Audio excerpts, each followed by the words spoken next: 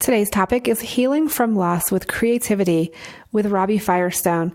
And hopefully by the end of the show, you'll be inspired to find healing and success through your own creative talents. Welcome to the Well Woman Show, where we interview women executives, leaders, and entrepreneurs. And you're listening to the Well Woman Show, where motivated women achieve fulfillment and well-being. You're listening to the Well Woman Show. Take time for myself by coming to things like Well Woman Drinks. To be accepting of myself no matter what. Step away from judgment as much as possible. You're listening to the Well Woman Show. You're going to be in for a good ride. I don't regret anything. Everything I've ever done, I've learned from it, one way or another, good or bad. Being a little bit selfish for yourself, put your own oxygen mask on first and then give what's left. I'm a woman. I would prefer to tell my own story. My story, though it's very personal, is universal. You're listening to the Well Woman Show. And now your host, Giovanna Rossi. Hi, Giovanna Rossi here, and welcome to another episode of the Well Woman Show, where I interview women leaders, executives, and entrepreneurs about their lives and their road to becoming and being who they are today. Are you feeling burned out or finding it hard to focus on your goals? Or are you in transition? Well, you're not alone. We all need to activate our superpowers. These are the internal strengths and abilities we all already have but don't use all the time. Superpowers can be cultivated, and they include empathy, love, intuition, courage, and more. As always, this episode is brought to you by Well Woman Life, a global community of women living our best lives. Whether it's your health, relationships, your money, or making an impact in your community and the world, Well Woman Life has you covered. You've made a commitment to not settle, to use your voice, and to live your best life. Well Woman Life offers annual memberships, workshops, and retreats to support you. Check out wellwomanlife.com/Facebook to join our growing community. Now back to the show. My guest today is Robbi Firestone, a fine artist and the creator of theemptywomb.com, a movement to speak truth around the silent conversation of women's infertility. Firestone speaks messages of creativity and empowerment to lots and lots of groups of women and spiritual communities. She's also been featured in the New York Times, Parade Magazine, and Huffington Post. She and I talk on the show about how she makes a living as a full-time artist, the project she's creating to support other women struggling with infertility, and her rules for creating successful business partnerships. You can find out all the information and links about this show, as well as this week's giveaway, at /103 show. wellwomanlife.com/103 show. I want to let you know that I'll be in the Netherlands speaking at the Women's Economic Forum on International Women's Day in March. I'm super excited and thrilled to be speaking about the Family Friendly Business Award program that I developed, and also about women's leadership. And I'm also thrilled that I get to interview some women while I'm there and bring those interviews back for you and bring back lots of tips and wisdom with me from that event. You can also continue the conversation with the Well Woman Life community at wellwomanlife.com/Facebook. Now to my interview with Robbi Firestone. Welcome to the program. Thank you so much for having me. Robbi, let's start out by, we heard in your bio sort of who you are and what you're up to, but I really want to back up and just have you tell our listeners, who are you in the world today? Who is Robbi Firestone today? Oh my goodness, that's quite a question. I would say fine artist, speaker, servant. I really long for my life to just serve through my art and through everything I do. So that's a big question. And that's what I hope people would say. And so what other aspects of your life would you bring into that? I mean, I know you're a sister because I just met her before we started. What else would you say about who you are in the world? My roles in the world, I would say entrepreneur, businesswoman for sure. I'm very passionate about my business. Many artists ask, how do I make a living as a full-time artist? And I say, you study business. So entrepreneur, sister, I have a beautiful little brother who's developmentally disabled, and I feel passionate about protecting and taking care of him and enjoying him. I'm recently a divorcee.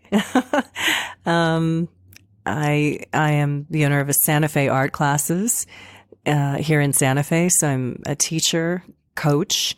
I coach C-level executive women who've undergone the journey of infertility to support them in their journey, which is what my art project, The Empty Womb, is about. So instructor, coach, lover, entrepreneur, artist, speaker.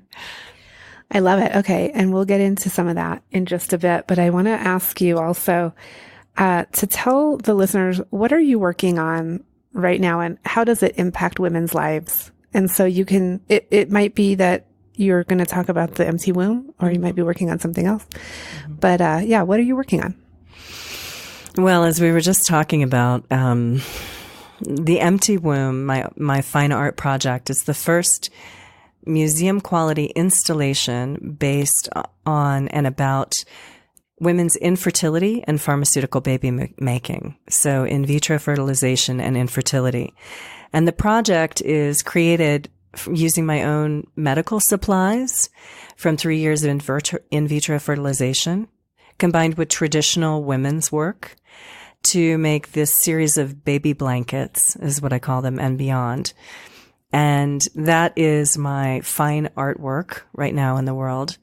I'm also running Santa Fe art classes that I'm right now in the midst of purchasing a new home for in Santa Fe, where I'm teaching 2-hour painting classes for total beginners. It's so much fun for me. I'm so fed creatively.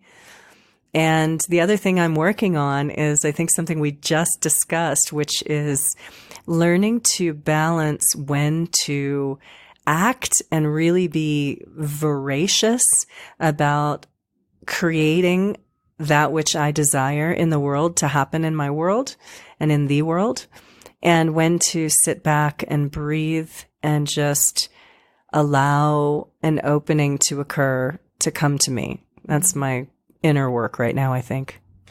Oh, that's so good. That's so hard. And we talk about that on the Well Woman Show a lot, actually, in terms of the 4 stages of the Well Woman life cycle. And, we can, I'll share it with you, but it's very interesting that you, are working on this right now, because there is a stage in the life cycle where we're, really active. We're on the hunt. We're searching. We're finding. We're out there. We're putting ourselves out there. And if we aren't careful, that, with that process, we can completely burn out and get, and collapse really from exhaustion. And there's another stage in the life cycle where you, do a lot more, you're a lot more open to letting things come to you and flow and not being so active. So that's very interesting. And if listeners are interested in that framework, I always mention it on the show. You can go to wellwomanlife.com/movement to check it out and answer 2 questions and find out where you are in the life cycle. So Robbi, I want to go back to your project, The Empty Womb, and people can check it out at theemptywomb.com. This, I'm assuming, and based on your bio, is based on your personal story. Can you walk us through sort of how, briefly what that story was and how that ended up being the art project that it is? Yes. So thank you for asking. And it is definitely, okay. So The Empty Womb came to be as I desperately wanted to be a mother, and biological mother. My mother died when I was 3 years old. And so I just always had this vision of smelling my own child and feeling my heartbeat against this little being that came through my body. And I was just really primally passionate about the desire to be a biological mother. And that did not occur for me. I waited a long time to create career. my body was sick, and by the time I came around to it, I needed to do in vitro fertilization as my last hope, which is pharmaceutical baby making, bunches of injections and drugs and hormones and the like. And I underwent that for about 3 years off and on, and it didn't work, which was the most devastating, shocking, unbelievable existential crisis I've ever lived through. It just, to an infertile woman, it makes no sense that an amoeba can procreate and split off and make another amoeba. The most minute and reptilian and microbial things can reproduce, and yet I can't. And it was shocking.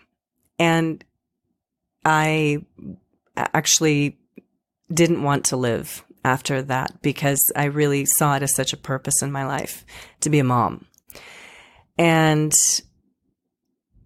a biological mom. And my brothers adopted my dad, my father, my mother were adopted. We were a foster family growing up. So I'm a huge supporter of adoption, of fostering, huge supporter. And in that moment, I just couldn't look beyond the grief of not being able to. So this artwork was born, quote unquote, from my processing and my grieving my own loss. And then it snowballed into what looks to be a movement that supports women all over the world. And the support is in terms of the grief of realizing and accepting that one might not have a natural birth. Does it include other kinds of support, like how to start adopting a child or something? Well, what I've done is I've really focused on this one issue, which is so enormous. There are so many other venues out for resources around adoption, around all of that, which I'm not an expert in. And my mission is to provide catharsis, resources, coaching, and community to women undergoing infertility, in vitro fertilization, child loss, and miscarriage, in order to find one another and find support.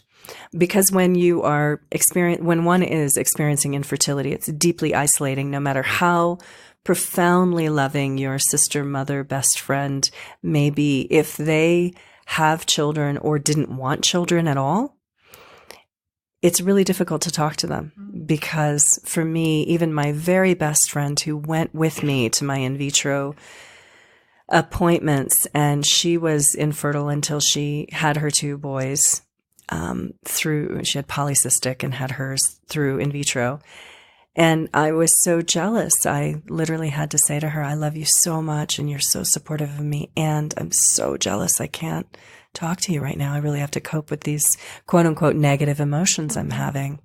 And so our friendship took a pause for a few years. She kept loving me from afar. And then when I was able to come back to her and say, I love you, I miss you, please forgive me, can we be friends again? She said, we never weren't friends. I've just been waiting to love you. So it's isolating. And my goal is to bring women together who are in that state of isolation to heal together and move beyond the grief.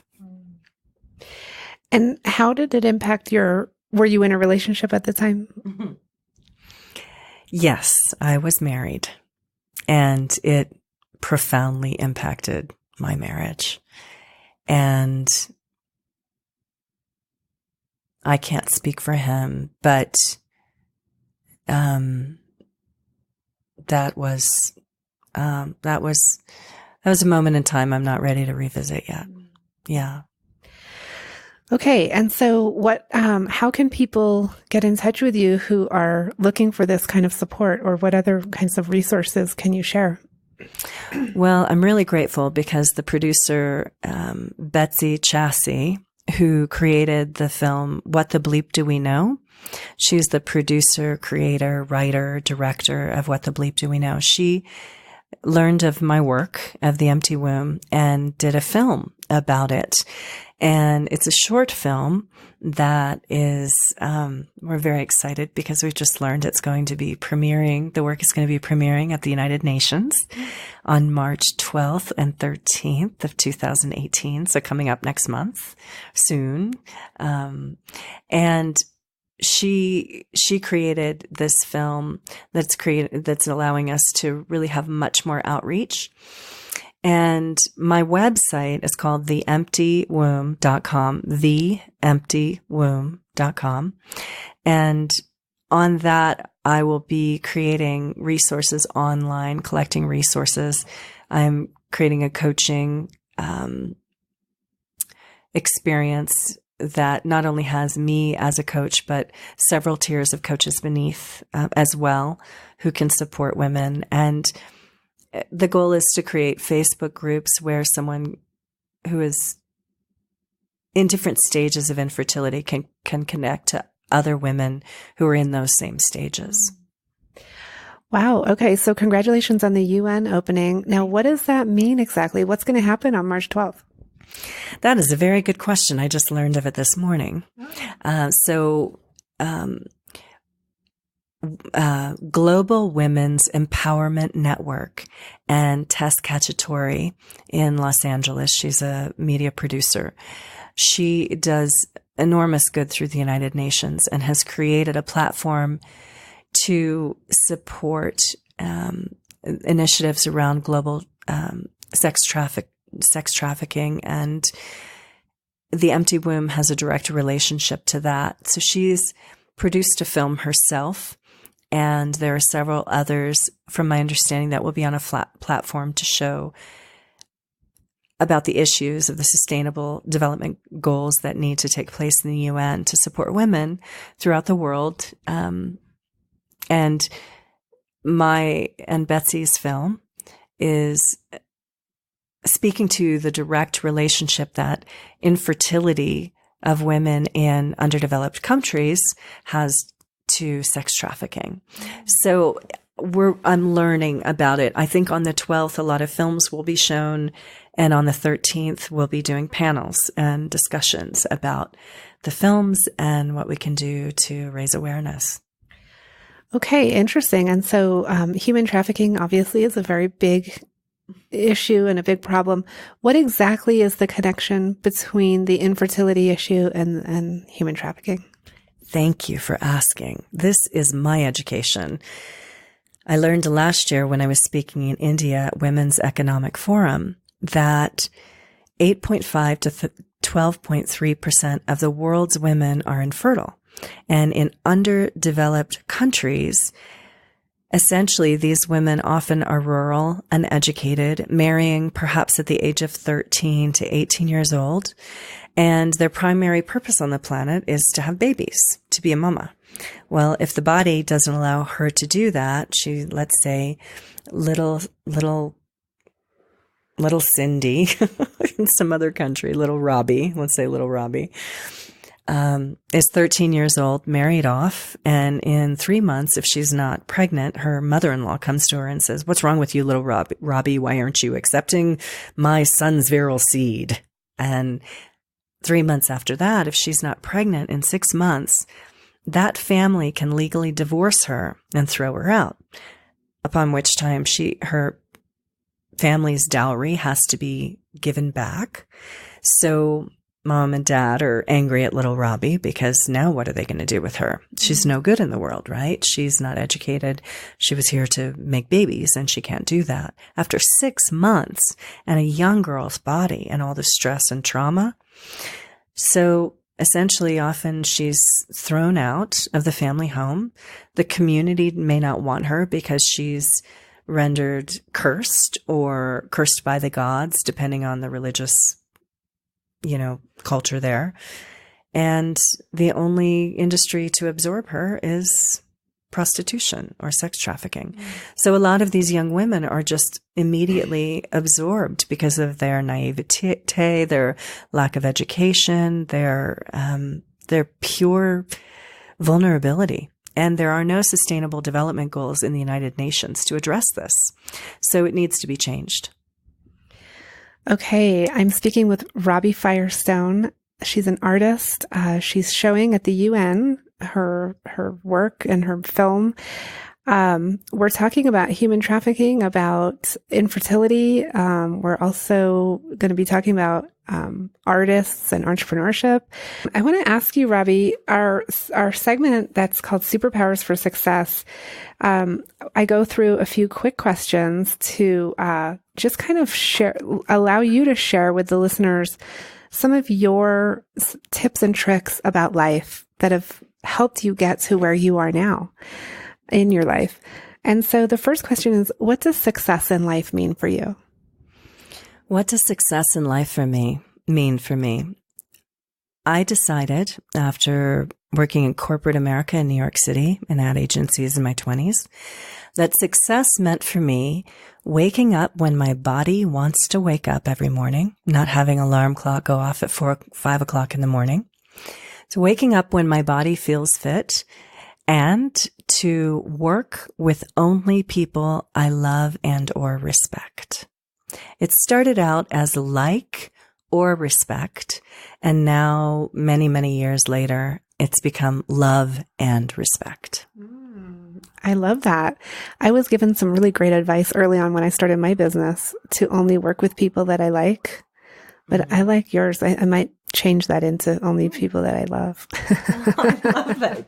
It works for me, and I really do. I really do. It makes everything graceful and easier, and it deepens me, because if I have those relationships with people I genuinely love on an agape level, on a core humanitarian level, it forces me to ensure that I always value them and that I work my hardest on myself so that I honor them.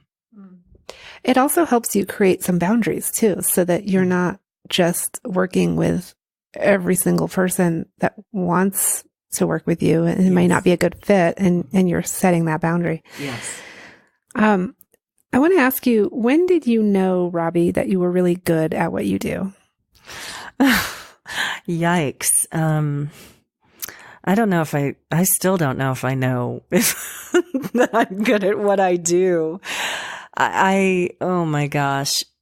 Honestly, I think if we're talking about career, I really started understanding that my work has value when I would see women walk into my studio and have cathartic responses to my artwork, when they would stand in front of them and after 20 years of never speaking to anyone about her journey of infertility, a woman from the Caribbean stood before me with tears in her eyes, weeping and saying, I never got to speak to anyone about this. Can we talk now? And for me, my work is temporal.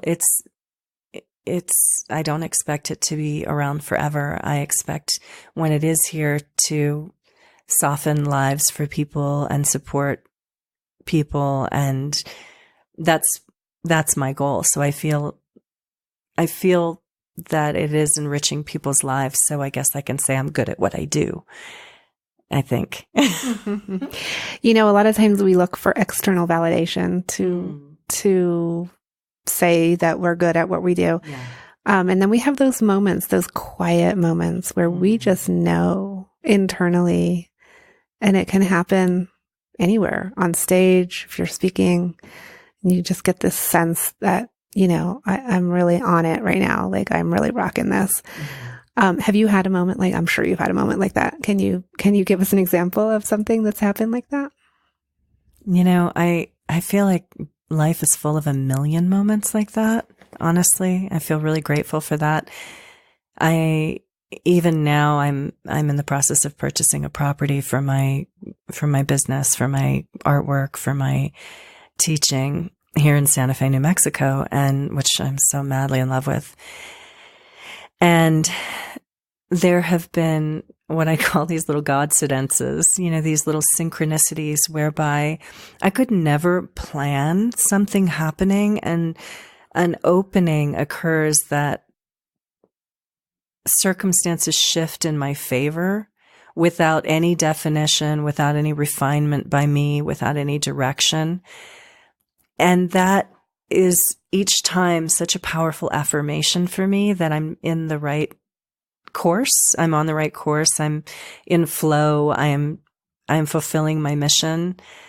And then another one I can honestly say is this past year, the past 2 years has been very, very difficult for me, personally, a personal journey I've been going through. And my friends, when I've felt it's been the least graceful time of my life in the way that I feel about myself. And my friends keep telling me that I have walked with grace through this particular conflict that I've been encountering. And just that word of being grace, when I feel like I'm the opposite of it, I felt a lot of personal satisfaction and recognition of maybe I am the person I really want to be.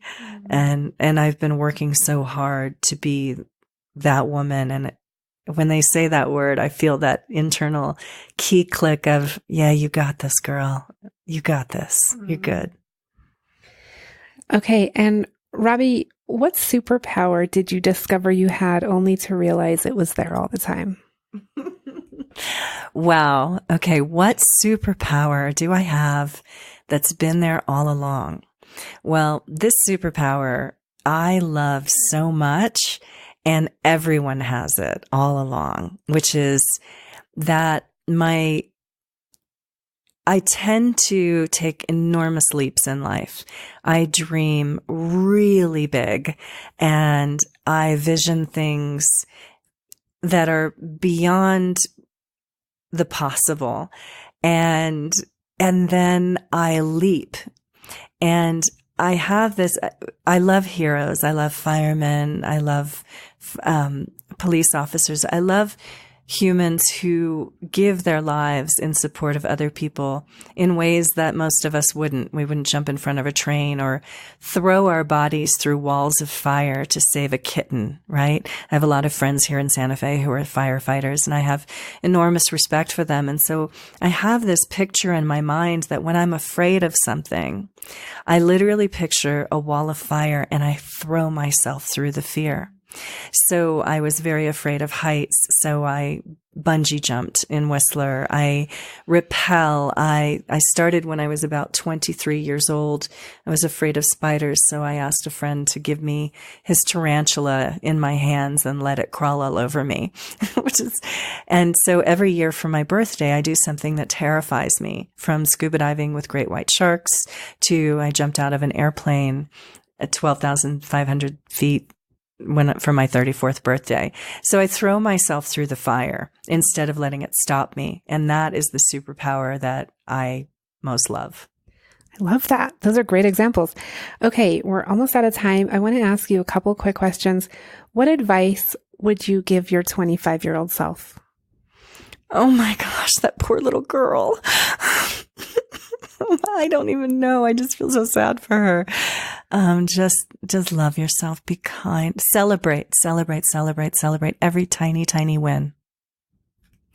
I love that. And Robbi, do you identify as a feminist? That's such an interesting loaded word for so many. And yes, I love being a woman. I love my body. I love the empowerment of women. And that word has a lot of, and me too, hashtag me too, a million times. So yes. Robbi Firestone, it's been such a pleasure having you on the show today. Thank you so much. It's an honor to know you. I'm excited to know you more. That's it for our show today. Remember, if you need support to live your Well Woman life, head over to wellwomanlife.com/Facebook to join us. Our monthly live event, Well Woman Drinks, brings women together to share our successes and challenges as women, leaders, moms, aunts, sisters, and all the other roles we carry. If you'd like to attend a Well Woman Drinks near you, or if there isn't one in your city yet and you'd like to start one, email info@wellwomanlife.com. If you enjoyed the show, please take a moment and subscribe in iTunes and leave a review. This helps raise visibility, which is super helpful when it comes to producing the show every week. For feedback, comments, or just to let me know you were listening today, find me on Facebook, Twitter, and Instagram at Well Woman Life. I'm Giovanna Rossi for The Well Woman Show. Until next time, have a super powerful week.